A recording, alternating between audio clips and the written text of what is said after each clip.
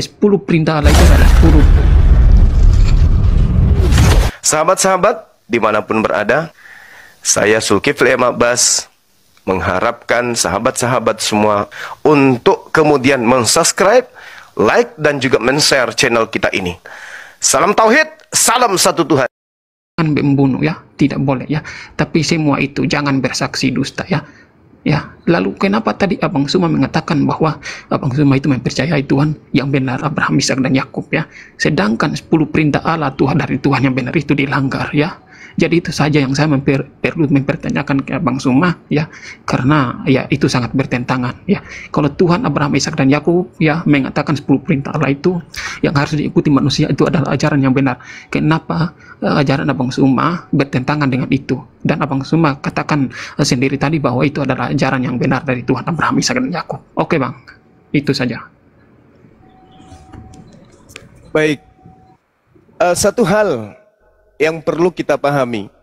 Yang pertama, tataran dari yang saya uraikan tadi ini, itu memiliki kemudian kekuatan yang susah untuk diruntuhkan. Islam menyembah kepada Tuhannya Abraham, ilah Yakub, atau Eloa Abraham, Eloa Ishak, Eloa Yakub. Tadi Al-Quran, surah Al-Baqarah, saya sudah uraikan.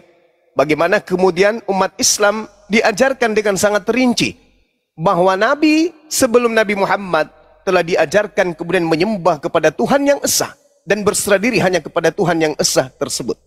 Adapun implementasi dalam kajian literasi pengajaran hukum-hukum yang datang kepada Bani Israel hanya dikhususkan kepada Bani Israel. Tak ada tendensi Islam harus masuk ke sana.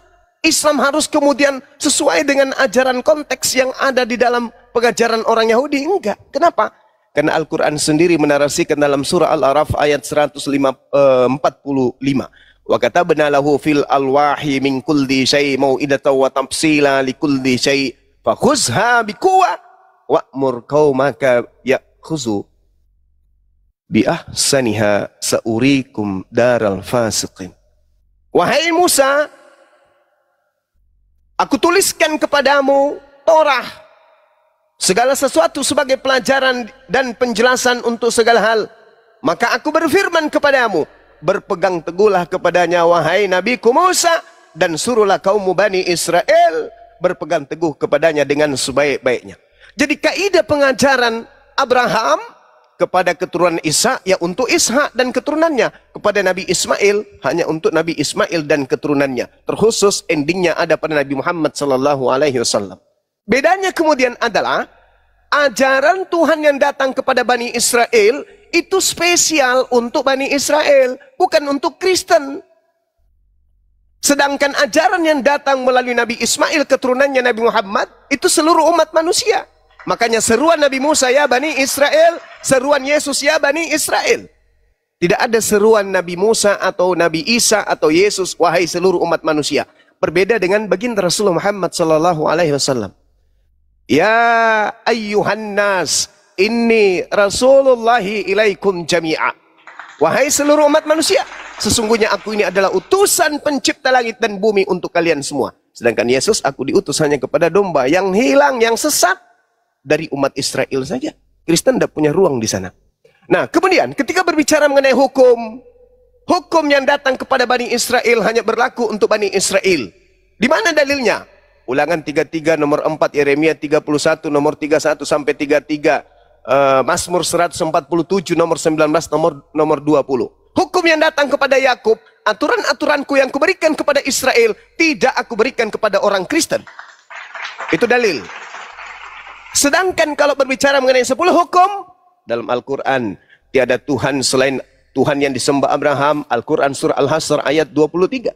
Jangan menyembah berhala. Al-Quran surah Al-Baqarah ayat 22. Kemudian jangan mempersekutukan Tuhannya Abraham, Ishak, dan Yakub. Al-Quran surah An-Nisa ayat 116. Kuduskanlah hari Sabat. Perintahnya dalam Al-Quran kaidah syariat. Al-Jum'ah ayat 9. Lalu kemudian hormati kedua orang tuamu. Al-Isra ayat 23. Jangan membunuh. An-Nisa ayat 93, ayat 29. Jangan berzina. Al-Quran surah An-Nur ayat 3. Jangan mencuri. Al-Maidah, jangan mencuri. Al-Maidah ayat 38. Jangan bersaksi palsu, jangan berdusta. An-Nahl ayat 91, Al-Maidah ayat 8. Jangan mengingini milik orang lain. Al-Quran surah Al-Baqarah ayat 180 dan juga An-Nisa ayat 2. Jadi Al-Quran menarasikan sangat jelas, sangat terinci tentang itu. Akan tetapi sekali lagi saya katakan kepada saudara, hukum yang datang kepada Nabi Musa itu hanya berlaku kepada bangsa Israel. Kristen bukan bangsa Israel. Jadi Kristen ini adalah kaum yang sibuk sendiri mengambil aturan-aturan mainnya agama Yahudi, menempelkan masuk ke dalam agama Kristen orang Roma Katolik, Roma Yunani, sampai ke Belanda, sampai masuk ke Indonesia, itu sibuk sendiri. Aturan yang datang kepada Bani Israel hanya untuk Bani Israel, bukan untuk orang Kristen.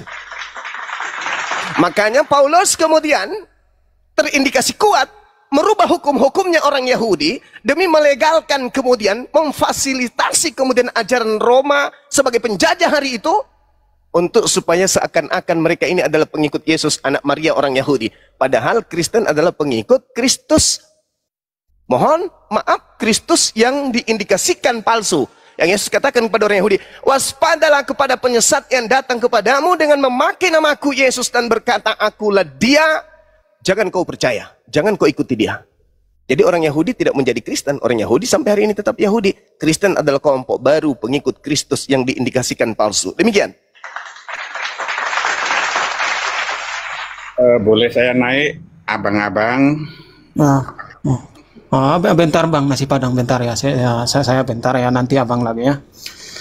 Silakan. Ya jadi terima kasih Abang Suma ya udah menjelaskan panjang lebar ya. Ya tadi Abang Suma sebenarnya saya mendengar tadi narasi Abang Suma mengatakan bahwa Tauratnya Musa ya atau 10 perintah Allah itu hanya untuk khusus Bani Israel ya. Lalu kenapa di dalam Injil dan di dalam kitab Abang juga kenapa disuruh untuk mengimani hal-hal itu ya. Jadi itu juga menurut saya salah ya. Ya, kitab Abang, kitab saya ya, Injil ya, kenapa harus disuruh untuk mengimani ya. Ya itu. Jadi itu kita tidak boleh menolak bahwa itu khusus untuk Bani Israel ya. Ya, jadi itu. Jadi sebenarnya di situ juga Abang cuma harus berpikir dulu ya. Karena itu bukan 10 perintah Allah itu ya, kita juga disuruh untuk mengimani ya. Ya itu Bang Suma ya. Ya, tentang Abang Suban tadi berbicara tentang Paulus ya, begini ya. Ya, saya itu ya harus kita tidak perlu melebar-lebar juga sih. Ya, tapi kalau berbicara Paulus ya kita harus tanggapin ya. Paulus sudah jelas ya. Ya, dia itu adalah banyak orang yang menyaksikan bersama-sama dengan dia pada saat itu ya, bahwa dia harus pergi untuk memberitakan firman itu untuk ke seluruh dunia. Nah, gitu. Lagian Abang Suma tadi ya itu di dalam Yesaya itu ya 49 ayat berapa ya, ayat 6 ya.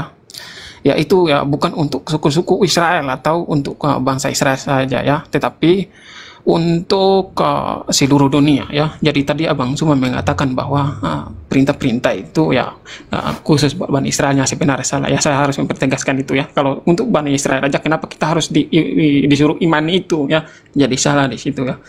Oke Bang, saya begitu saja. Abang Oke, Suma, baik. biar Abang Padang yang ganti.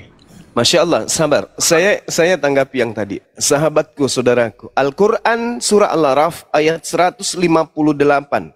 Bismillahirrahmanirrahim. Fa'aminu billah wa rasulihi nabiyyil ummiyil ladzi yu'minu billah wa kalimatihi wattabi'uh la'allakum tahtadun. Nabi Muhammad diutus, sebelumnya kalimatnya mengatakan, ya ayyuhan nas inni rasulullahi ilaikum jami'a. Wahai seluruh manusia, sesungguhnya aku ini utusan Tuhan pencipta langit dan bumi untuk kalian seluruhnya.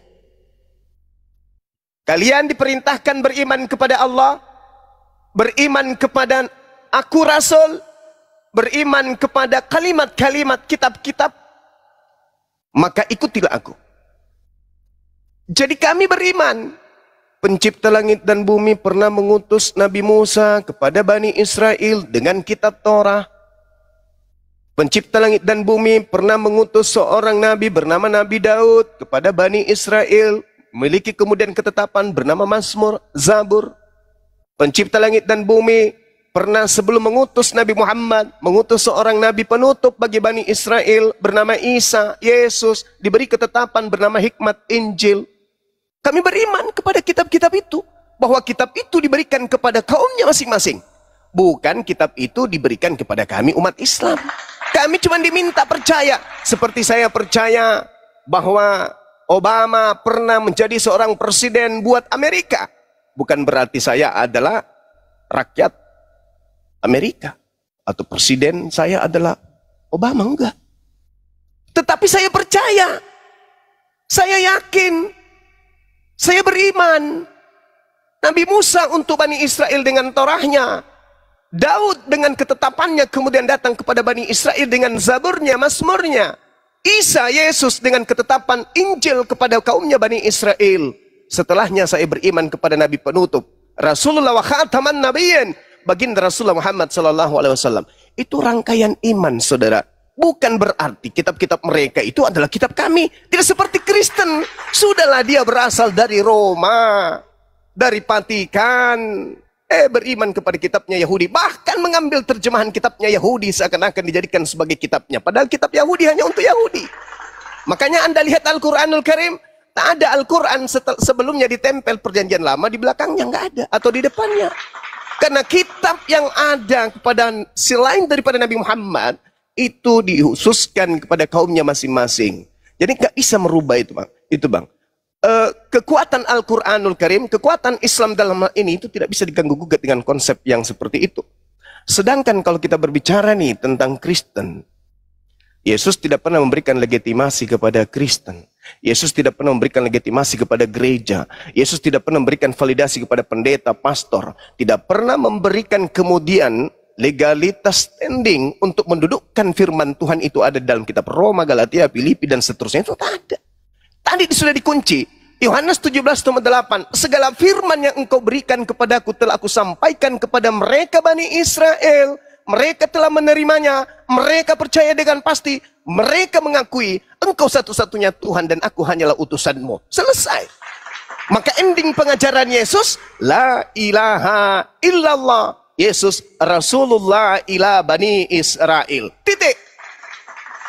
Gak ada embel-embel. Roma, Galatia, Filipi, Efesus. Gak ada. Itu penambahan dari makhluk yang datang kepada Paulus ngaku Yesus. Akulah Yesus yang kau aniaya. Sebelumnya Yesus berkata, hati-hati, hati-hati. Hati-hati. Akan datang penyesat memakai namaku. Akulah Yesus. Tuh. Apa yang terjadi setelah oknum ini datang memakai nama Yesus? Muncul agama Kristen. Yesus tidak mengajarkan Kristen, tapi oknum yang mengaku kepada Paulus, akulah Yesus, akulah dia, tunas Daud, bintang gemilang dari timur, bintang timur, dan seterusnya. Itulah cikal bakal awal munculnya agama Kristen hari ini, yang tidak ada sama sekali benang merahnya dengan Nabi, Rasul besar untuk Bani Israel yang bernama Yesus anak Maria. Saya kira begitu, Bung. Sederhana. Ya, selama kita saling menghargai, edukasi lebih utama daripada hujat menghujat. Silakan. Oh, oke Bang, makasih Bang ya. Ya aku perlu tangkapin sedikit ya, sangat menarik. Silakan. Ya Bang ya. Silakan. Ya, cuma makasih Bang udah jelaskan, udah panjang lebar Bang ya. Ya kita di sini cuma menyampaikan apa yang ada ya. Kita tidak boleh ya begini-gini ya juga ya. Ya, tadi Abang Jumat tadi mengatakan benar sih ya, lebar tadi ya, cukup kita nyimak ya. Ya, jadi tadi apa yang udah disampaikan Abang semua ya, saya juga udah tangkap ya. Ya, jadi menurut apa tadi yang Abang semua mengatakan ya, di dalam Tauratnya Musa ya, apa yang dinubuatkan tentang kedatangan Mesias itu ya, dari dinubuatkan sampai tergenapi ya, semua akan tergenapi ya. Di dalam kitab Tauratnya Musa atau di dalam perjanjian lama atau Tauratnya Musa ya, apa yang dinubuatkan ya, semua akan tergenapi di dalam kitab perjanjian baru ya. Ya, dan apa ya yang tergenapi yaitu ya kedatangan Mesias itu ya, kelahiran Yesus Kristus itu ya sebagai juru selamat. Ya, jadi itu adalah ya yang nyata ya, yang benar-benar datang ya untuk menyelamatkan umat manusia ya. Karena dia itu ya sebelum dia datang udah dinubuatkan ya dari ratusan tahun ya, dan itu semua tergenapi ya. Ya itulah suatu hal yang kami imani yang sangat apa ya bagi kami itu sangat meyakini ya. Dan untuk itu Abang Suma tadi mengatakan bahwa ajaran kami itu ya begini-begini ya. Ya saya perlu tangkap ini sedikit ya. Ya Yesus itu ya murid-muridnya Yesus itu orang-orang Yahudi ya. Ya sorry, Yesus itu kan murid-muridnya orang Yahudi ya. Ya dan kami bukan untuk menempel-nempelkan kepada agama Yahudi atau orang-orang Yahudi ya. Murid-murid Yesus itu adalah orang-orang Yahudi, otomatis ya kami harus mengikuti murid-murid Yesus itu ya. Yesus datang bukan membawa agama ya, tetapi murid-murid Yesus yang mengajarkan tentang ajaran Yesus itu ya. Maka kami mengikuti ajaran Yesus itu. Makanya kami disebut ya pengikut Yesus ya, karena kami mengikuti ajaran-ajaran Yesus yang disampaikan lewat murid-muridnya ya itu ya. Dan tadi Abang Suma mengatakan bahwa legitimasi segala macam ya, kami tidak berpatokan itu ya. Udah jelas Yesus mengatakan kepada murid-muridnya, pergi dan beritakanlah ajaranku atau beritakanlah Injil ini sampai ke seluruh dunia. Itu sudah jelas juga ya, tidak perlu kita mencari legitimasi kemana-mana, itu juga sudah cukup ya. Itu adalah perintah bagi umat-umatmu atau para murid-muridnya bahwa pergi dan memberitakan Injil untuk sampai seluruh dunia, kabar baik ya, terang bagi seluruh bangsa-bangsa. Itu udah jelas ya. Ya, jadi Abang semua tidak perlu harus mengatakan bahwa begini-begini ya. Ya, jadi semua itu ya sesuai dengan narasi Abang semua ya. Tetapi udah jelas kami itu ya agama kami bukan pendirinya yang mengajarkan pertama bukan Paulus, tapi yang mendirikan pertama gereja adalah Rasul Petrus ya. Yaitu murid Yesus sendiri dari Yahudi, orang Yahudi. Mengapa kami harus berkaitan dengan Yahudi? Karena umat-umat pengikut Yesus, murid-murid Yesus adalah orang-orang Yahudi semua ya. Ya, kenapa kemudian Paulus sebelum bertobat ya, murid-murid Yesus itu sudah mengajarkan semua tentang apa yang diajarkan Yesus ya. Setelah Paulus bertobat ketemu Yesus ya, bukan dia sendiri ya, tetapi itu para saksi mata ada ya, banyak orang yang menyaksikan ya. Bahkan Ananias sebelum pergi untuk berdoa kepada Paulus ya, Tuhan berfirman lagi menempatkan dalam mimpi itu kepada Ananias ya. Itu menjadi suatu mukjizat bahwa ya Tuhan itu menunjukkan mukjizat kepada Paulus itu ya. Jadi itulah yang harus saya sampaikan ke Bang Suma ya. Jadi kalau kita berbicara tentang pendiri atau penyebar atau pengajaran agama ya kalau Yesus Kristus ya yang mengajarkan ajarannya yaitu orang-orang atau orang-orang dekat dengan dia ya, itu murid-muridnya sendiri itu orang-orang Yahudi ya. Dan mereka itu bersama-sama dengan Paulus setelah Paulus menerima Yesus itu ya. Dan itu jangan perlu menyalahkan atau berkata-kata yang jelek-jelek kepada Rasul Paulus ya, karena Rasul Paulus itu adalah seorang rasul ya yang mengajarkan tentang ajaran Yesus yang Yesus sendiri menempatkan dalam suatu penglihatan, yaitu bukan dia sendiri, banyak orang yang mendengarkan perkataan suara itu ya. Jadi ya udah jelas ya, kalau mau bicara bukti, tunjukkan bukti di mana Tuhan berfirman atau Yesus ketemu dengan Paulus, udah jelas banyak orang menyaksikan ya. Jadi kalau Bang Suma mengatakan atau bertanya saksinya siapa sehingga Paulus itu menyebarkan atau memberitakan itu siapa ya, saya bisa menjawab itu ya. Tapi ya itu menurut keyakinan saya tidak perlu mempertanyakan lagi kepada Abang Suma atau tidak perlu lagi mempertanyakan ke Abang Suma ya bahwa siapa gini saya tidak perlu. Oke saja begitu Abang Suma. Oke, baik saudara, mohon didengarkan penjelasan saya, nanti ditanggapi sesuai dengan bobot cakupan pesan yang saya sampaikan. Nabi Isa alaihissalam ketika datang di tengah-tengah Bani Israel, Allah pencipta langit dan bumi yang maha menyaksikan kemudian menyampaikan kepada Nabi penutupnya Rasulullah Muhammad SAW, wahai Nabiku, sebelum engkau kuutus seorang Nabi telah datang kepada Bani Israel dengan berkata, ya Bani Israel, ini Rasulullahi ilaikum. Wahai Bani Israel, aku Isa adalah utusan Tuhan kepada kalian. Dalam kajian Kristologi, Yesus dalam Matius 15 nomor 24 ketika ada orang datang bersungut-sungut memohon agar anaknya disembuhkan. Apa kata Yesus? Aku diutus hanya kepada domba yang sesat dari umat Israel. Oke, saudaraku Kristen mungkin bisa berdalih, oh, itu kan pada saat itu. Oke. Ketika orang Kristen berbicara mengenai nubuat, di tengah-tengah Bani Israel, kitabnya Bani Israel, kitab Tanak, Taurat, Ketubim, Nevi'im. Lalu kemudian saudara Kristen bermufakat. Ada nubuat tentang datangnya Yesus sebagai Tuhan Kristen. Oke? Tetapi bukankah Yesus itu bukan orang mati? Bukankah Yesus itu bukan patung benda mati? Bukankah Yesus itu adalah penyampai firman? Bukankah dia adalah jalan, kebenaran, hidup? Tidak ada yang sampai kepada Tuhannya Yahudi tanpa melalui Yesus. So, sudah pasti Yesus berbicara tentang dirinya. Tidak mungkin Yesus tidak berbicara tentang dirinya sendiri. Pasti dia berbicara tentang dirinya. Maka apa perbicaraan Yesus tentang dirinya ini? Siapa Yesus menurut Yesus ini? Apakah salah Yesus menarasikan tentang dirinya? Tidak. Yesus menyampaikan kepada kita yang membaca Bible, yang membaca Quran dalam tataran Nabi Isa alaihissalam. Apa kata Yesusnya? Segala firman yang engkau berikan kepadaku telah aku sampaikan kepada mereka. Mereka telah menerimanya. Mereka percaya dengan pasti bahwa engkaulah yang telah mengutus aku. Tuh, masih diragukan. Si penggenapan nubuat berkata murid-muridnya percaya kalau dia adalah rasul. Si penggenap nubuat bersaksi di dalam Yohanes 5 nomor 36. Ada kesaksianku yang lebih penting dari kesaksian seorang Yohanes, bahwa semua mukjizat yang aku lakukan, tanda-tanda mukjizat yang dahsyat yang aku kerjakan, semuanya itu bersaksi bahwa Bapaklah yang telah mengutus aku. Jadi sang penggenap nubuat, oknumnya, Yesusnya, yang adalah penyampai firman, penerima firman, nggak bisu. Jadi kita tidak butuh Kristen untuk menjelaskan, oh Yesus adalah ini. Kita nggak butuh Paulus. Kita nggak butuh 13 buku milik Paulus, enggak.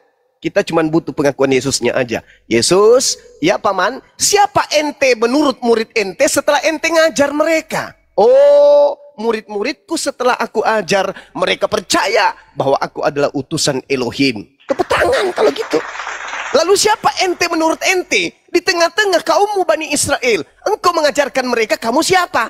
Aku mengajarkan kaumku Bani Israel bahwa aku ini adalah utusan Tuhan untuk kepada mereka. Lalu kita nggak butuh Kristen dong kalau gitu. Karena Yesus sudah memfinalisasi daripada pengajarannya. Baik kajiannya dan dalam konsep penyampai pesan dan narasi yang dibangun.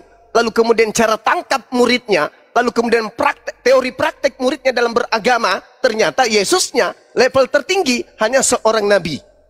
Yesusnya yang melakukan mukjizat, membangkitkan orang mati, membuat air menjadi anggur, membuat badai menjadi tenang, membuat orang lumpuh berjalan, orang buta ngintip. Ternyata menurut Yesus, semua itu dilakukannya hanya karena bukti, sebagai bukti bahwa dia adalah utusan Tuhan. Lalu dari mana kelompok Kristen ini? Nah, kelompok Kristen ini yang saya katakan tadi berasal dari pengajaran oknum-oknum yang mengaku Yesus. Akulah Yesus, akulah dia. Pergilah, jadikanlah seluruh bangsa menjadi muridku. Ajarlah mereka melakukan segala apa yang kuperintahkan kepadamu. Nah sekarang, mana perintah Yesus untuk menjadi Kristen? Mana perintah Yesus untuk ke gereja? Mana perintah Yesus untuk mengibadahi dia? Mana perintah Yesus untuk menyetarakan dia dengan Bapaknya yang telah mengutusnya? Tak ada. Lalu, kemana Kristen berpijak setelahnya? Ya tak lain dan tak bukan kepada pengajaran konsep yang muncul belakangan setelah Yesus memproklamirkan dirinya sebagai nabi, sebagai rasul.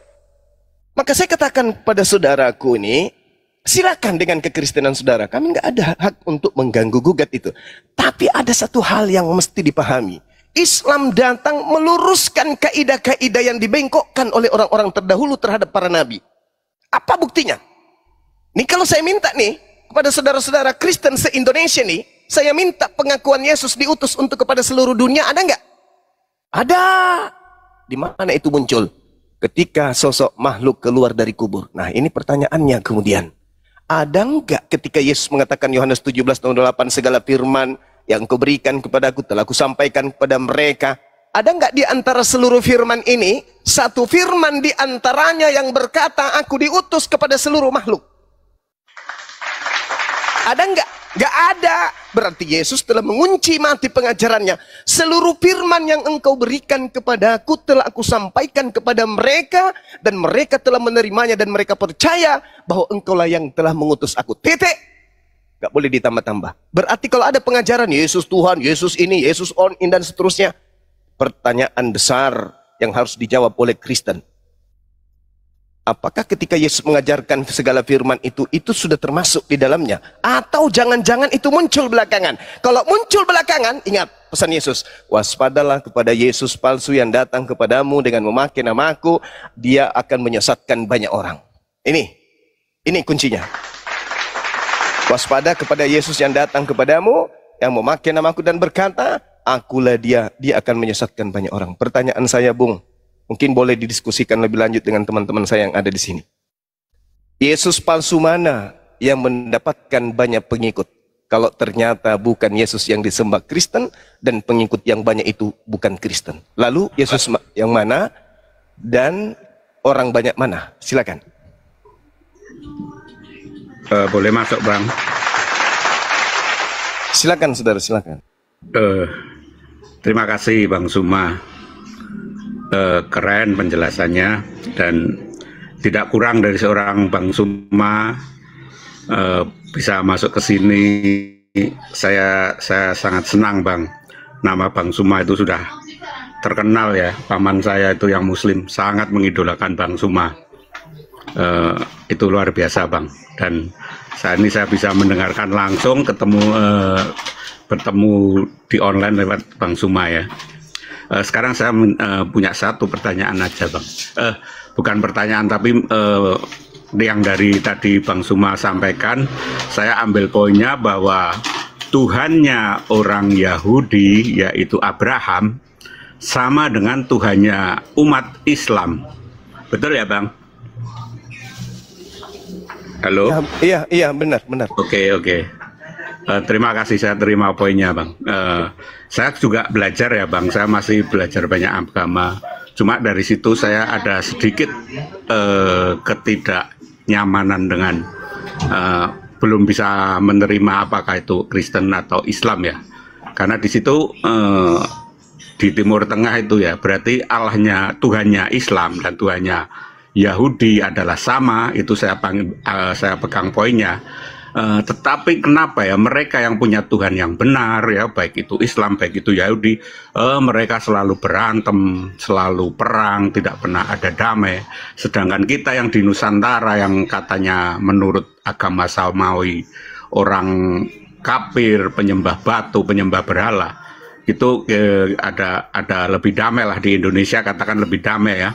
Yang sebelum itu tidak ada perang tuh, tapi di mana asalnya mereka yang tahu Tuhan terlebih dahulu, Allah yang benar lebih dahulu, malah sering terjadi perang. Itu aja, Bang, dan penjelasan singkat saya tunggu, dan sebentar lagi saya mau ada kegiatan lain. Terima kasih, Bang Suma. Sehat selalu sama-sama, buat Bang Suma. Baik, makasih abangku. Jadi saya jawab, teman-teman. Al-Quranul Karim dalam surah Al-Ma'idah, Allah Subhanahu wa Ta'ala menjelaskan di dalam surah ayat 12, kalau saya tidak keliru, Allah Subhanahu wa Ta'ala menjelaskan bahwa Allah memilih 12 suku dari Bani Israel. Lalu kemudian Allah mengatakan, inni ma'akum, aku bersama dengan kalian. Jadi awalnya pencipta langit dan bumi ini itu memilih Bani Israel sebagai bangsa pilihan. Walaqad ahzallahu mitsaqa Bani Israel wa ba'atsna minhum 12 naqiban wa qala Allahu inni ma'akum la in aqamtumus salata wa atumuz zakata wa amantum bi rusuli wa azzartumuhum wa aqradtumullaha qardan hasana. Kata Allah, sungguh dulu wahai Nabiku Muhammad, aku mengambil perjanjian mulia, perjanjian agung kepada Bani Israel. Aku mengangkat ke-12 suku dari Bani Israel sebagai pemimpin-pemimpin mereka. Lalu aku mengatakan kepada mereka, wahai Nabiku Muhammad, inni ma'akum, wahai Bani Israel, aku pencipta langit dan bumi bersama dengan kamu. Dan sungguh jika kalian wahai Bani Israel ibadah kepada aku, memberikan kemudian perlindungan kepada si miskin, menunaikan kemudian kewajibanmu terhadap si miskin dan seterusnya, beriman kepada utusan-utusanku, kamu bantu mereka, kemudian pasti aku akan hapuskan segala dosa-dosamu, kata pencipta langit dan bumi.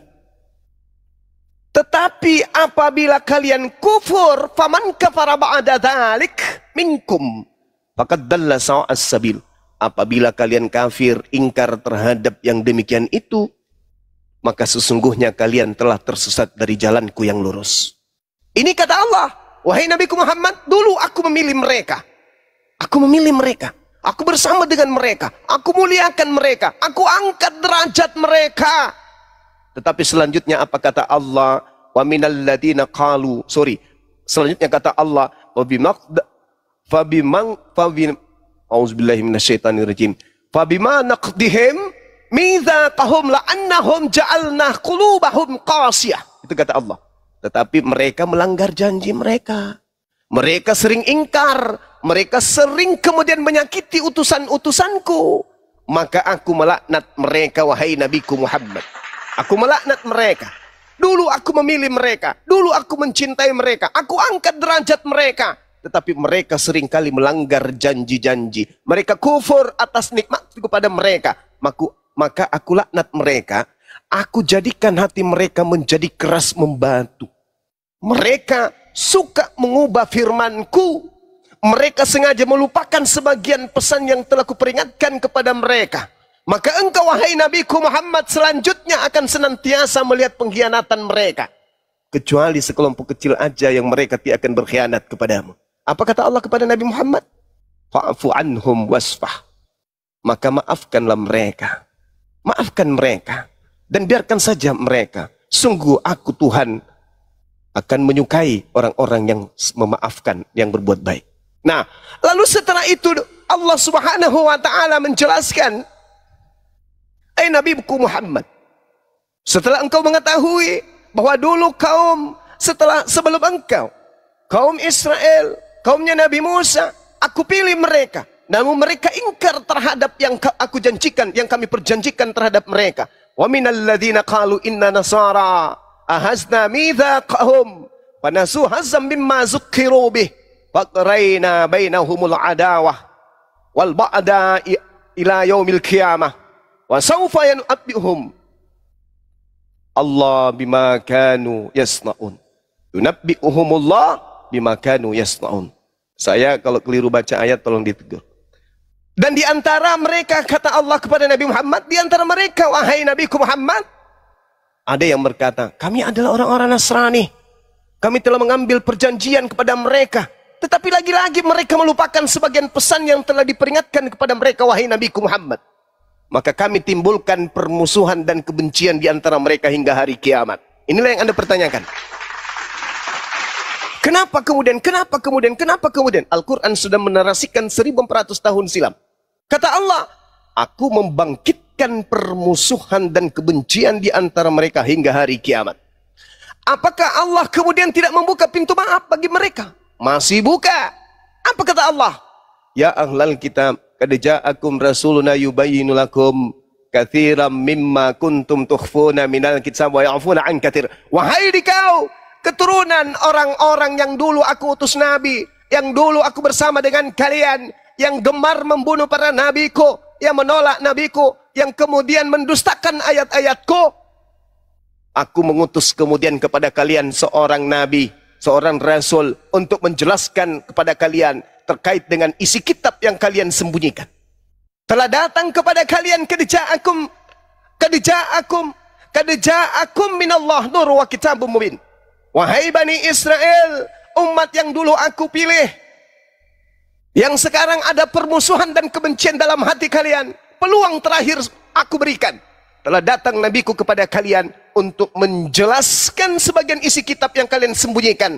Barang siapa di antara kalian yang beriman kepadanya, maka pintu taubat akan terbuka untuk kalian. Sungguh kata Allah, qad ja'akum, telah datang kepada kalian berupa cahaya, yaitu Nabiku Muhammad, dan kitab yang menjelaskan tentang kebenaran, yaitu Al-Quran.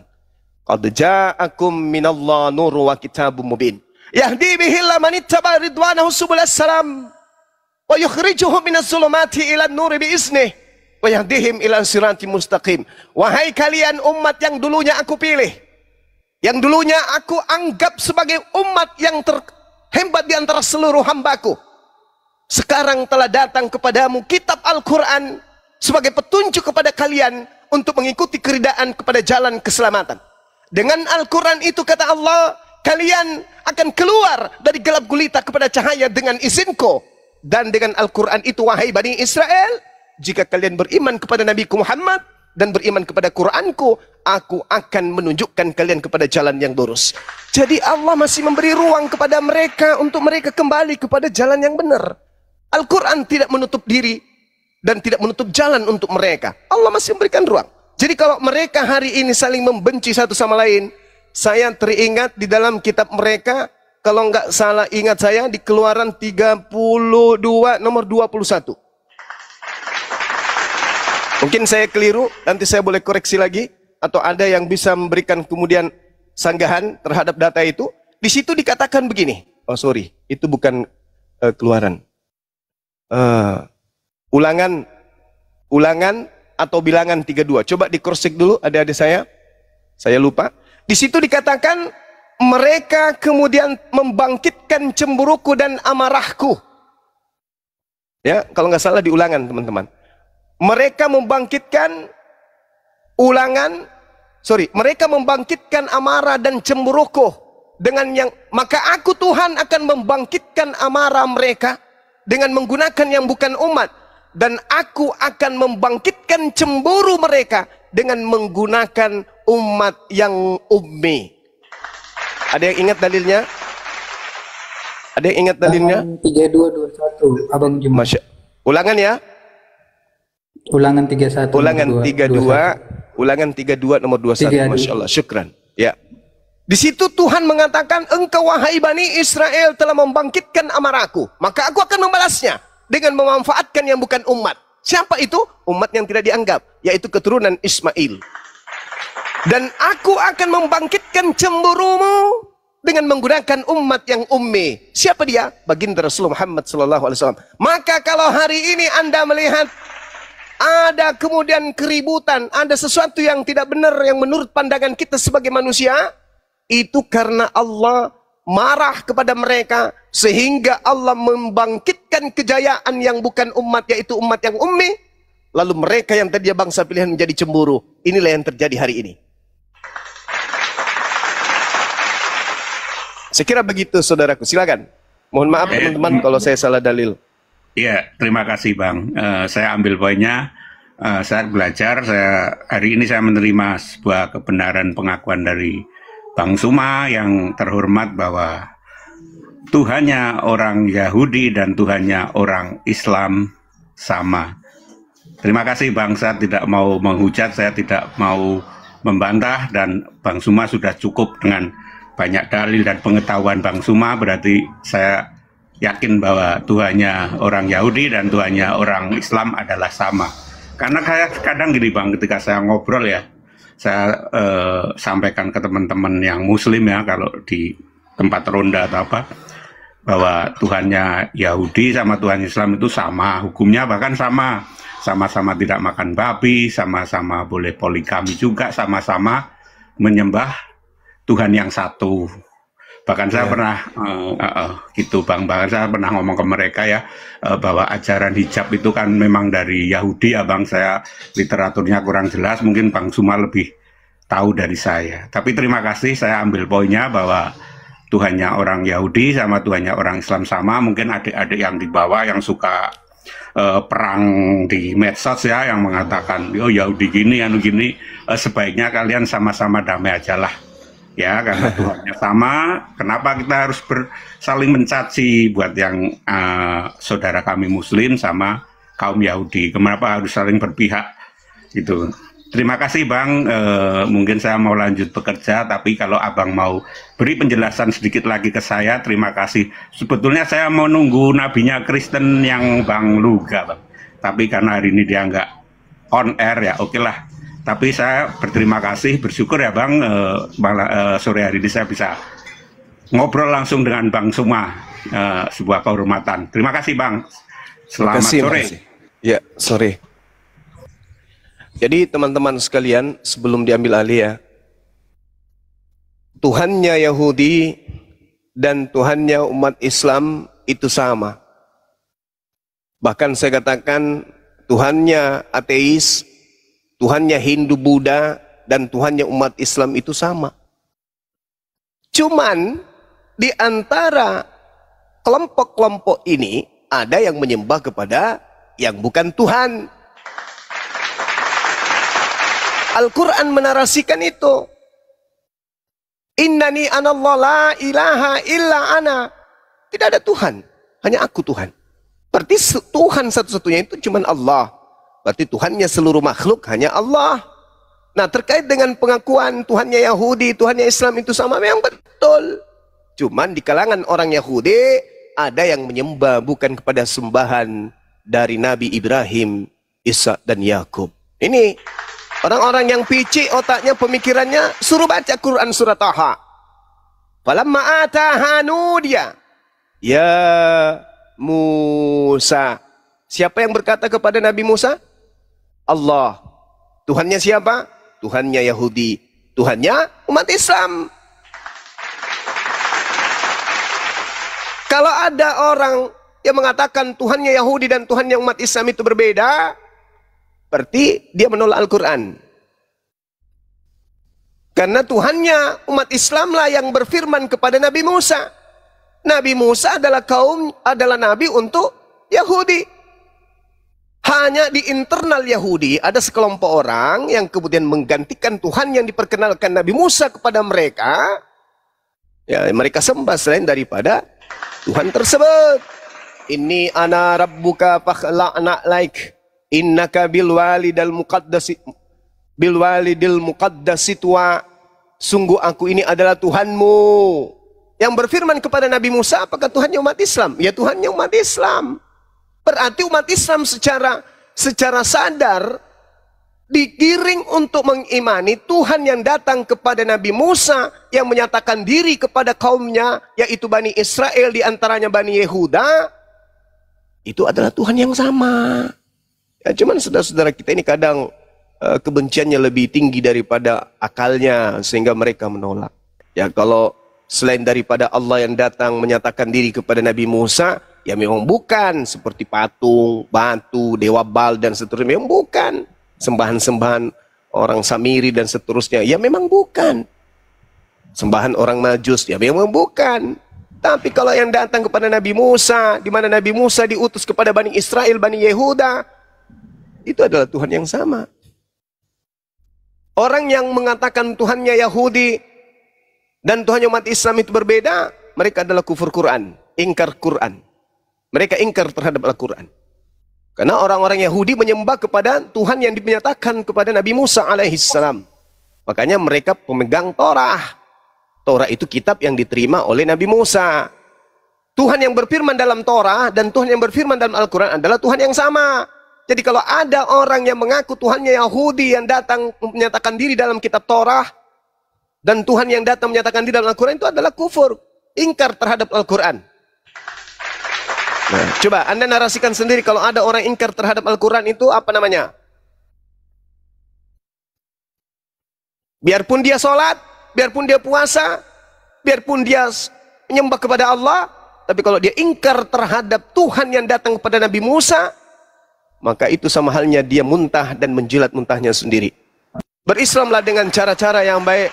Gunakan Islam Anda itu dengan cara yang baik, dengan nuansa Islami yang baik. Jangan menjadi orang munafik. Sekira gitu teman-teman, silakan diambil alih sejenak, saya ada telepon. Oke, izin Bang, terima kasih. Saya out dulu. Ya, halo Bang Nasi Padang ini ya. Ya saya tidak tahu ya dia Muslim atau Kristen, saya tidak tahu ya. Ya tapi tadi yang Abang Suma katakan ya, terima kasih ya Abang Suma udah menjelaskan panjang lebar ya. Kita di sini kan intinya saling menghormati ya. Ya gitu ya. Tapi kalau menurut tadi yang Abang Suma jelaskan itu ya tidak sesuai apa yang kami orang Kristen imani ya.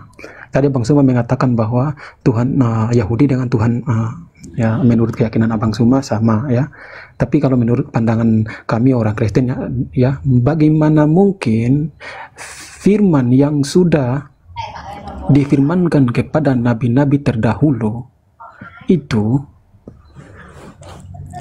udah pasti jelas, udah pasti betul ya. Tidak mungkin dia merubah-rubah atau memporandakan lagi ya. Kenapa saya mengatakan itu ya? Ajaran Allah Abraham, Ishak dan Yakub bertentangan dengan apa yang tadi Abang Suma mengatakan atau sesuai dengan apa yang Abang Suma bernarasikan tadi ya. Maksudnya Abang Suma tadi mengatakan bahwa sama ya. Kenapa bertentangan ya ajaran Tuhan Yahudi dengan ajaran keyakinan Abang Suma? Itu yang saya perlu tegaskan ya. Terus tadi Abang Suma mengatakan bahwa Yesus datang hanya untuk Bani Israel ya. Di dalam Yesaya 49 ayat 6 ya, dia berbunyi, terlalu sedikit bagimu hanya untuk menjadi hambaku, untuk menegakkan suku-suku Yakub ya, dan untuk mengembalikan orang-orang Israel yang masih terpelihara. Tetapi aku akan membuat engkau menjadi terang bagi bangsa-bangsa supaya keselamatan yang daripadaku sampai ke ujung bumi ya. Jadi ayat ini dia mengatakan bahwa ya seluruh bangsa-bangsa di muka bumi ini itu akan mengenal terang lewat dari bangsa Israel ya, sebab keselamatan itu datang dari bangsa Yahudi ya. Jadi tadi Abang Suma juga mengatakan bahwa Allah yang benar itu adalah Allah khusus untuk bangsa Israel. Kenapa Abang Suma mengaitkan lagi kepada bangsa atau keyakinan-keyakinan yang lain atau bangsa-bangsa yang lainnya? Sebenarnya itu yang saya ingin menyampaikan saja, bukan saya memprotes tapi saya bernarasi sesuai apa yang ada saja ya. Saya bukan mengframing atau bukan menghujat di sini ya. Ya, jadi apa tadi yang Abang Suma mengatakan bahwa Allah Abraham, Ishak dan Yakub ya, Allah orang Yahudi itu sama dengan Allah orang Islam ya. Di sini saya mempertegaskan kalau dia sama, ngapain untuk ajarannya bertentangan ya. Itu ya kita harus pikirkan ya secara logika ya, itu ya. Tidak mungkin Allah yang pertama itu dia udah berfirman dengan apa yang ada, tidak mungkin dia berubah-ubah lagi ya. Tidak mungkin untuk para nabi terdahulu, tidak mungkin lagi. Ya itu saja Bang. Di sini ya kita tidak menghujat. Ya oke Bang, mau tangkap gimana Bang? Ini Gurunda Juma lagi nelpon sebentar. Nanti kita tunggu beliau balik lagi. Jadi yang kamu narasikan mengenai tentang Gurunda Juma menafsir, beliau tidak menafsir. Beliau mengatakan bahwa Tuhannya Yahudi, Tuhannya Hindu, Tuhannya Buddha sebenarnya sama dengan Tuhannya Islam. Maka perlu dengarkan penjelasan daripada penjelasan yang dijelaskan oleh Gurunda Juma. Jangan di-cut, dipotong, di-record, baru difitnahkan. Beliau menjelaskan menggunakan Al-Quran. Qul a'udzu birabbin nas. Katakanlah Muhammad terhadap mereka, aku berlindung kepada Tuhannya manusia. Ini dalil bahwa Tuhannya umat Islam adalah Tuhannya seluruh manusia, termasuk Yahudi, termasuk Hindu, termasuk Buddha, Tionghoa. Tuhannya semuanya. Cuman yang membuat mereka belok, kata Gurunda Juma, mereka membuat Tuhan-Tuhan yang baru. Itu loh, itu poinnya. Mereka yang membuat Tuhan-Tuhan yang baru. Sebenarnya mereka semua Tuhannya adalah Allah Subhanahu wa Ta'ala. Cuman karena tegar tengkuknya mereka membuat Tuhan-Tuhan baru, mereka sujud menyembah mereka. Makanya tadi Gurunda Juma mengatakan dalam surat At-Toha, Innani anallah, la ilaha illa ana. Aku ini Allah, tiada Tuhan selain aku. Kemudian Allah di ayat pembuka dalam surat Al-Fatihah itu sudah diterangkan, Alhamdulillahi Rabbil Alamin. Segala puji bagi Allah, Tuhan semesta alam. Tetapi yang membuat mereka tidak lagi menyembah Tuhan semesta alam, berkat mereka membelokkan daripada ajaran-ajaran para nabi, hingga mereka membuat Tuhan-Tuhan baru. Ya kan? Jadi Bani Israel sekarang sudah tidak lurus lagi seperti zamannya Musa. Ya kan? Mereka tidak lurus lagi seperti zamannya Nabi Isa atau Yesua Hamasiyah. Maka ketika Anda mengatakan bahwa kalaulah Tuhannya umat Islam sama dengan Tuhannya orang Yahudi, lalu kenapa masih ada ya kan pembelokan-pembelokan daripada mereka terhadap umat Islam? Yaitu adalah perbuatan mereka sendiri. Yesus mengajarkan dalam Markus 12 nomor 29, hai orang Israel, Tuhan itu Allah kita Esa. Yang membelokkan hingga tidak lagi menyembah Tuhan yang Esa adalah kalian sendiri, dengan mengatakan bahwa tidak, dia adalah bagian daripada Tuhan itu sendiri yang berasal dari firman yang menjadi manusia. Jadi yang perlu disalahkan adalah bukan umat Islam, ya kan, bukan Tuhan daripada seluruh manusia, tapi yang perlu disalahkan adalah diri kalian sendiri. Karena berani mengatakan dan membelokkan daripada ajaran-ajaran para nabi hingga kalian menyembah daripada selain daripada Tuhan yang Maha Esa. Jadi pernyataan Gurunda Juma jangan di-cut, jangan dipotong, dengarkan penjelasan. Beliau ketika menarasikan sesuatu, beliau rincikan dengan yang namanya penjelasan. Dengan penjelasan itulah kita mendapatkan hikmah, pengetahuan hingga mengetahui daripada apa yang disampaikan oleh beliau. Tapi dasarnya itu ya yukhadi'unallaha walladzina amanu wa ma yakhda'una illa anfusahum wa ma yash'urun. Walaupun Gurunda Juma sudah menyampaikan kebenaran, mereka masih mencoba menipu Gurunda Juma, menipu orang-orang yang beriman, menipu Allah Subhanahu wa taala, padahal mereka tidak sadar sedang menipu diri mereka sendiri. Di-cutlah videonya, dipotonglah perkataannya, habis itu dipasang di fitnah. Gurunda Juma mengatakan bahwa orang Yahudi itu hanya sama dengan Islam, tanpa mengetahui daripada penjelasan dan rincian daripada Gurunda Juma, hingga timbul framing. Jadi ini adalah perbuatan kalian, perbuatan orang-orang kafir. Karena orang kafir ini, mereka sudah disematkan oleh Allah Subhanahu wa taala dalam Al-Qur'an bahwa mereka ini adalah tegar tengkuk. Walaupun di kebenaran itu sampai terhadap mereka, mereka nggak mau dengar. Innal ladzina kafaru sawa'un 'alaihim a'andzartahum am lam tunzirhum la yu'minun. Orang kafir itu, walau kita sampaikan kebenaran dan walaupun kita tidak menyampaikan kebenaran, mereka ini tidak akan mau beriman. Kenapa? Summum bukmun umyun fahum la yarji'un. Tuli, Allah kasih kuping, Allah kasih mata, Allah kasih mulut. Tetapi ketika mendengarkan kebenaran, melihat kebenaran, mengetahui kebenaran, seakan-akan mereka tidak punya mata, pura-pura buta. Seakan-akan mereka itu tidak punya kuping, pura-pura tuli. Jadi kalau Anda mengatakan bahwa Gurunda Juma menafsirkan, beliau menggunakan data. Datanya valid dari Al-Quranul Karim, ya kan? Itu bukan tafsir, itu bukan kiasan, itu eksplisit langsung yang diterangkan oleh Tuhan dalam Al-Quranul Karim bahwa manusia Tuhannya adalah Allah Subhanahu wa taala, laisa kamitslihi syai'un, tidak serupa dengan apapun.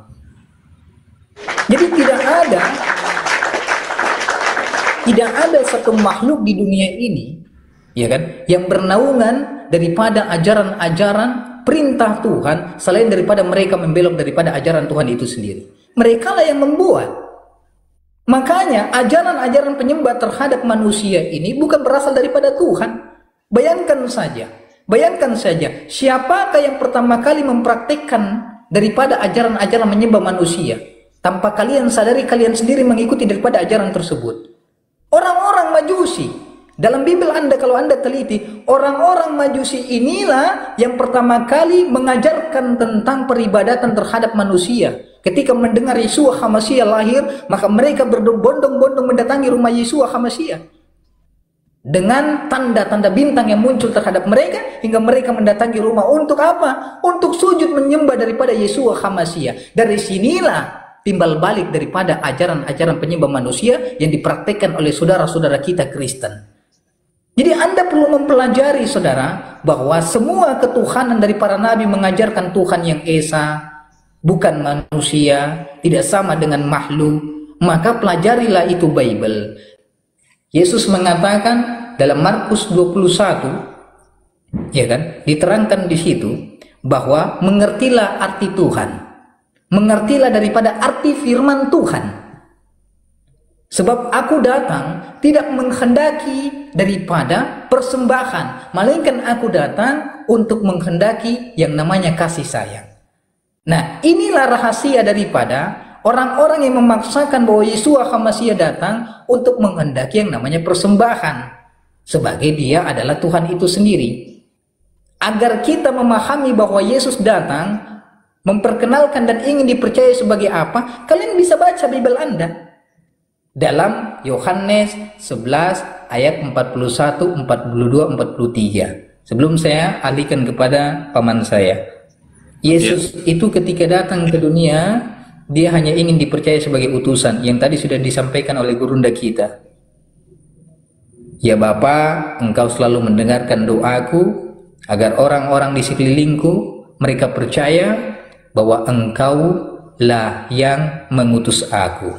Saya rasa cukup demikian. Nanti dilanjutkan oleh guru-guru saya yang lain. Ya, syukran. Silakan. Assalamualaikum warahmatullahi wabarakatuh. Waalaikumsalam warahmatullahi wabarakatuh. Saya sapa dulu Gurunda, Pak Pendeta Putra Surat. Selamat siang. Ya, selamat siang. Salam sejahtera. Di mute dulu ya, Pak Pendeta ya. Saya sapa juga Tuan Raja Kalimantan, Abangku Bang Lotus atau Raja Bintang. Selamat datang. Assalamualaikum abangku semuanya. Ya, sudah satu komal ya dengan Gurunda Zuma ya. Ya Bang Juma. Waalaikumsalam. Waalaikumsalam. Ya, Bang Raja Bintang ini. Iya. Ingin Ya, satu Bang. komal dengan Gurunda mulai dari dulu. Makanya saya undang Gurunda. Ya siap Ya. Bang. Beliau salah satu keturunan raja di Kalimantan. Ya, Allahu silakan Akbar. ada Salam referensi kenal. lain dari Ustadz Felix barangkali. Ini buka mute-nya dibuka terus dari tadi. Mau ngomong Ustadz Felix sebelum ke Gurunda tentang Ya sudah sangat jelas tadi disampaikan oleh Bang Apologet Muda, bantahan-bantahan tentang tuduhan-tuduhan kepada Gurunda Suna itu sudah sangat jelas.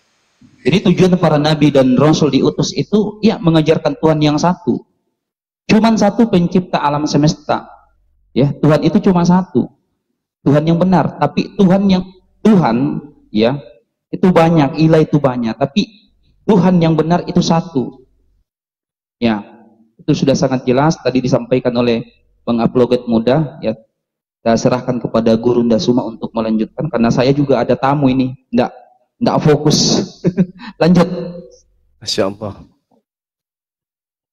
ya silakan. Gurunda Suma, izin Gurunda nomor antum hilang di kontak saya karena HP saya hilang jadi ikutan juga nomor antum hilang sama saya. Ya, Kita tolong Gurunda kalau bisa. Ya. Siap. Ya. Lanjut Gurunda. Silakan. Oke, tadi ada materi saya nggak dengarkan. Ada dari teman Kristen mungkin ada paparan bisa singkatnya, silakan. Ya, silakan Pak Pendeta Putra Suat. Barangkali mau menanggapi apa yang telah didiskusikan dari tadi. Dibuka mute-nya Pak Pendeta. Dari tadi menonton di bawah.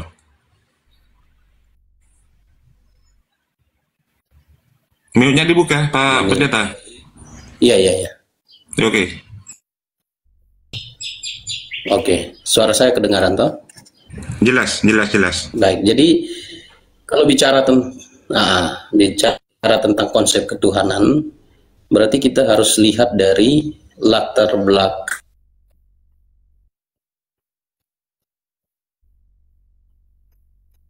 Suaranya hilang, mohon maaf, suaranya hilang.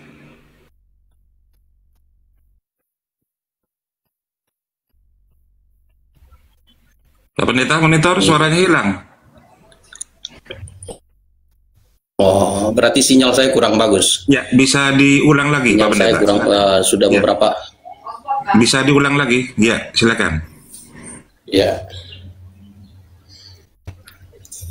Ya, jadi kalau bicara tentang konsep ketuhanan, ya kita harus lihat dari latar belakang sejarah peradaban manusia. Mulai dari Adam dan juga perjalanan sejarah. Jadi ketika Tuhan menyatakan diri kepada manusia itu melalui wahyunya, pewahyuan. Nah, wahyu lewat para nabi dan juga oleh orang-orang beriman. Nah, pewahyuan kalau bicara tentang kekristenan, maka kekristenan punya satu dasar pewahyuan yang tadinya dalam bentuk lisan dari ucapan nabi, orang-orang beriman, lalu kemudian itu dibukukan, ya, yang oleh orang Kristen itu dibagi menjadi dua perjanjian lama dan perjanjian baru.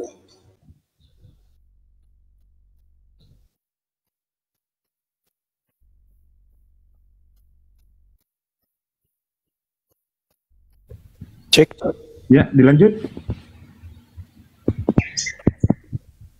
Cipta semesta itu esa. Itu, tetapi ketika bicara tentang konsep Tuhan berkomunikasi dengan manusia, ya kami paham itu tiga pribadi menurut catatan wahyunya, yaitu perjanjian lama dan perjanjian baru. Nah, gitu. Nah, kemudian di dalam pengkalimatan mulai dengan kitab Kejadian pasal 1 ayat 1 itu sudah terlihat ya, kejamakan dan ketunggalan itu sudah dibicarakan. Ya, dalam bahasa Ibrani Bereshit bara Elohim. Nah, Elohim itu jamak, bara itu dia yang mencipta. Dia di situ adalah orang ketiga tunggal. Jadi tunggal dan jamak. Jadi Bereshit bara Elohim. Kemudian melangkah lagi ke dalam Kejadian pasal 1 ayat 26, pada waktu penciptaan manusia, marilah kita menciptakan. Nah, jadi kejamakan dan ketunggalan. Kemudian dalam Ulangan pasal 6 ayat 4 itu juga dijabarkan tentang konsep kejamakan dan ketunggalan secara tersirat. Jadi Shema Yisrael, Yehova Elohinu. Nah, kata Elohinu itu jamak, tunggalnya itu El. Jadi Yehova Elohinu, Yehova Ehad satu. Nah, jadi dari situ kemudian di Perjanjian Baru ternyata ada satu ayat kunci ya, yang kemudian hari di dalam naskah originalnya berkembang naskah salinannya, bagian itu dihilangkan dalam 1 Yohanes 5 ayat 7.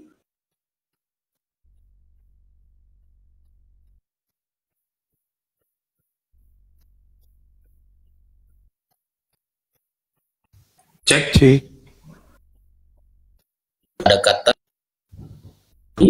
hologos sang firman, kaito hagio pneuma sang roh kudus, hautois tris and esin, ketiganya adalah satu. Oke, itu baik, terima kasih. Oke, izin teman-teman saya nanggapi ya.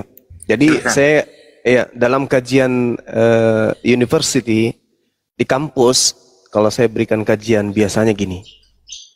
Saya menyimpulkan dengan satu perkara yang sulit untuk saudara-saudara Kristen lari dari perkara yang saya sebutkan. Orang Yahudi mengenal Tuhan, lalu kemudian mereka membentuk diri di dalam penghambaan kepada Tuhan. Jadi mengenal Tuhan dulu, baru menguraikan kemudian pola ketuhanan, pola ibadah, pola keyakinan, dan kitab suci. Jadi Tuhan dulu nih. Tuhan dulu yang menjabarkan dirinya, lalu kemudian diikutkan dengan kitab suci mereka. Kalau Kristen, sebaliknya. Jadi Kristen itu kitab suci dulu, lalu kemudian mereka mengkonsep Tuhan. Jadi ada perbedaan. Kalau di Yahudi Tuhan dulu mengkonsepkan ajaran, kalau di Kristen ajaran dulu lalu mengkonsepkan Tuhan. Kenapa narasi ini saya bangun? Coba lihat, kalau saudara pendeta atau pastor atau orang-orang tokoh dari gereja berbicara tentang Tuhan, mereka akan memperkaos data-data di dalam kitab agama lain untuk kemudian mengukuhkan sembahan mereka tuh. Padahal orang Yahudi sudah tamat, bahkan Yesus sendiri sudah tamat berbicara tentang Tuhan. Tidak ada narasi itu. Maka pokok pondasi dalam mengkaji keagamaan Yahudi itu, mereka berpangkuh kepada Amsal 3 nomor 5. Percayalah kepada Tuhan dengan segenap hatimu, jangan bersandar kepada pengertianmu sendiri. Itu dalil. Kalau di Kristen enggak. Pengertianmu sendiri, yang kau konsep sendiri, berdasarkan dengan pesanan, apa yang kamu mau, lihat. Pungut dalil-dalil yang berkesesuaian dengan konsep ketuhanan Kristen. Itu di Kristen itu begitu polanya tuh. Kalau di Yahudi enggak, di Yahudi itu jelas. Orang Yahudinya diajarkan, misalnya dia dalam Yesaya 43 nomor 10. Engkaulah saksi-saksiku, tidak ada Tuhan yang dibentuk sebelum aku, dan tidak ada Tuhan yang dibentuk setelah aku. Ini final. Berarti Tuhan itu tidak serupa dengan apapun. 2 Samuel 7:22. Aku Tuhan yang maha tinggi. Tidak ada Tuhan selain aku, dan tidak ada Tuhan, dan aku tidak serupa dengan apapun. Tidak sama dengan apapun. Itu konsep final. Jadi konsep Tuhan dulu baru mereka jabarkan dalam aplikasi keagamaan. Kalau di Kristen berbeda. Aplikasi keagamaan dulu baru mereka membentuk Tuhan mereka sendiri dengan mengais-ngais dalil-dalil di kitab agama lain. Jadi Kristen ini terlanjur melantik Yesus dulu sebagai Tuhan, habis itu mereka tempel-tempelkan ketuhanan Yesus dengan dalil-dalil dari kitab agama orang lain. Itu Kristen. Kalau di Yahudi enggak, Tuhan itu final. Yesus sendiri memfinalkan Tuhan itu. Yohanes 17 nomor 3. Hidup kekal itu satu, mengenal Bapa satu-satunya Tuhan yang benar. Dan mengenal Yesus sebagai Bapa juga. Enggak, Bapak junior? Bukan. Bagian dari Bapak juga sebagai Tuhan yang baru jadi manusia? Oh enggak. Yesus dikenal menurut Yesus hanya sebagai Rasul utusan Tuhan. Selesai. Kristen muncul. Mengambil data-data yang ya mungkin bisa menjadikan Yesus Kristus yang mereka sembah ini sebagai Tuhan. Tapi itu tertolak demi kebenaran, tertolak kitab sucinya orang Yahudi, dan tertolak akal sehat manusia secara global. Tidak mungkin Tuhan menjadi bayi, itu tak mungkin. Tidak mungkin Tuhan netek kepada manusia, nggak mungkin. Nggak mungkin manusia ciptaan mengandung pencipta, itu nggak mungkin, itu mustahil. Tapi karena terlanjur Kristen imani itu, mau tidak mau Kristen harus pasang wajah dengan wajah tembok, lalu kemudian mengambil data-data di kitabnya orang Yahudi seakan-akan mereka benar. Makanya Yesus berpesan nih kepada Yahudi, hati-hati kepada penyesat yang datang kepadamu dengan memakai namaku. Nah sekarang orang Kristen laku nggak kalau tidak pakai nama Yesus? Orang Kristen dengan konsep Trinitas, Tritunggal, Oneness dan seterusnya, laku nggak kalau nggak jual nama Yesus? Enggak. Siapa yang mau Tuhan datang dalam rupa manusia? Siapa yang mau menyembah makhluk yang mati dibunuh manusia? Siapa yang mau kemudian menyembah makhluk yang berdoa kepada Tuhannya? Nggak ada. Tapi kalau dia menjual nama Yesus, wow, paten. Inilah yang Yesus katakan. Waspadalah kepada penyesat yang datang kepadamu dengan memakai namaku dan berkata, akulah dia. Janganlah engkau sampai disesatkan, kata Yesus. Matius 24 nomor 4 nomor 5. Waspadalah agar jangan kalian Bani Israel disesatkan. Sebab akan datang banyak orang dengan memakai namaku dan berkata, akulah Mesias. Mereka orang banyak ini akan menyesatkan banyak orang. Siapa orang banyak yang memakai nama Yesus dan menyesatkan banyak orang? Yang mereka yang menggantikan kewibawaan pencipta langit dan bumi, yang bukan makhluk menjadi makhluk. Siapa mereka? Ya Kristen. Karena ini edukasi, ya saya anggap teman-teman ini adalah orang yang bisa kemudian menahan diri, saya belak-belakan aja menyampaikan.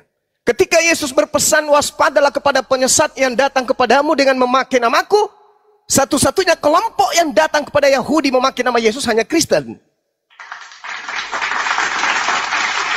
Hanya itu.